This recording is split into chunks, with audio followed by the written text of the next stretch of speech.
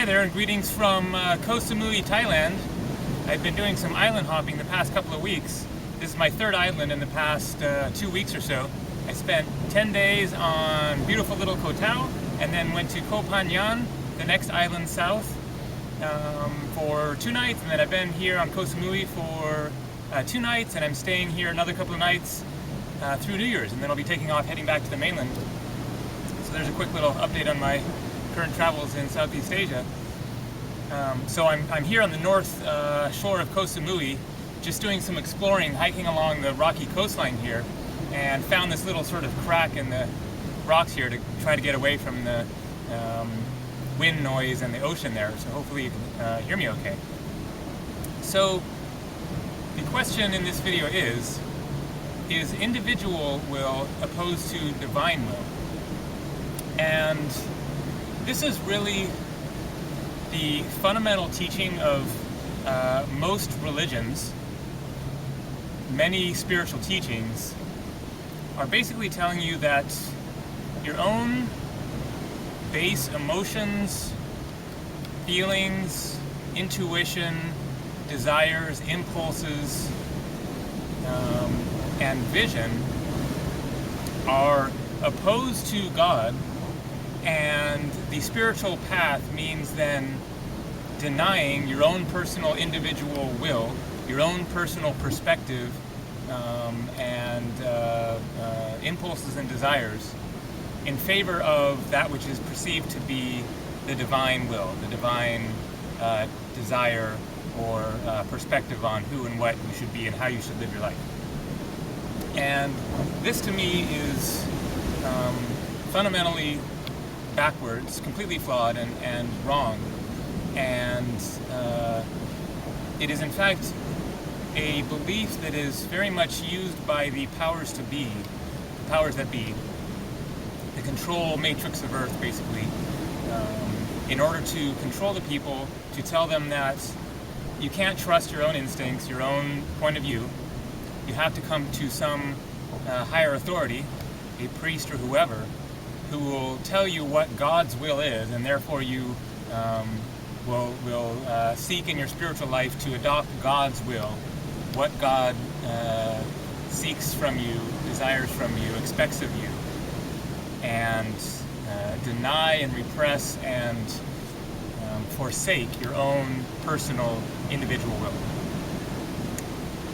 And so this is a belief and a point of view that is used to control the people of Earth, for them to not trust themselves to find their own truth and their own way.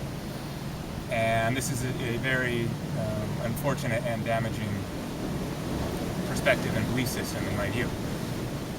Individual will is not opposed to divine will. You don't have to deny your own base emotions and desires and perspective and inner truth in order to come into alignment with the divine, with God.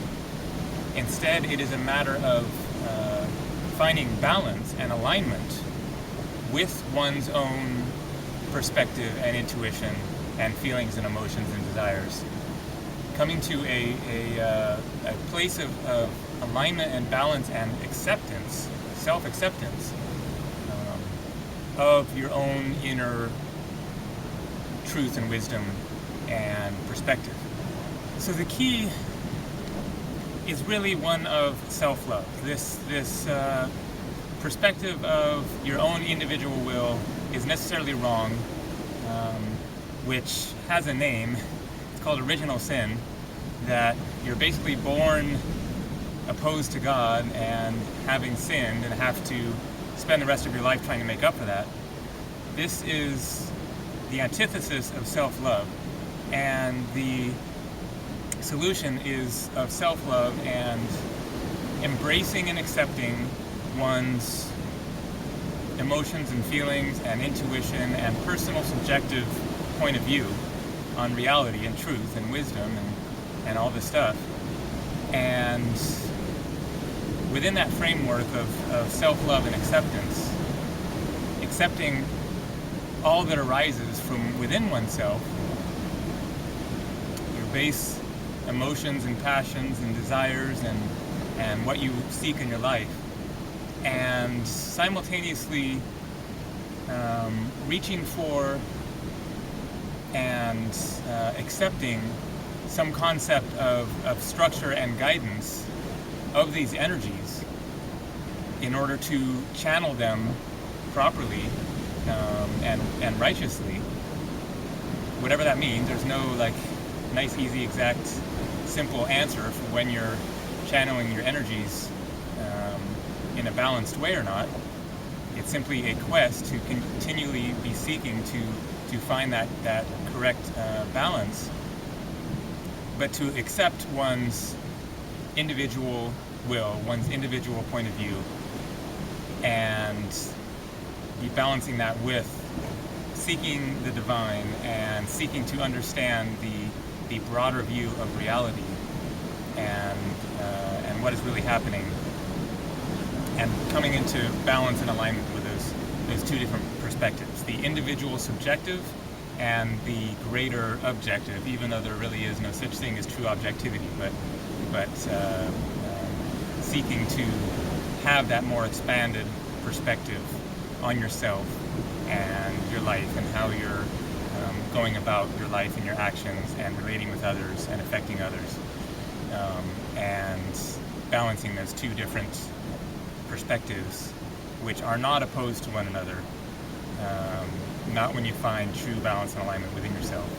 It's just a tricky situation and a balancing point that can be difficult to find, but that is the ultimate quest, is finding that true balance between self and other, subjective and objective, masculine and feminine, light and dark, emotion and rational thinking, and coming into a place of true acceptance of all aspects of your being, whatever that may be.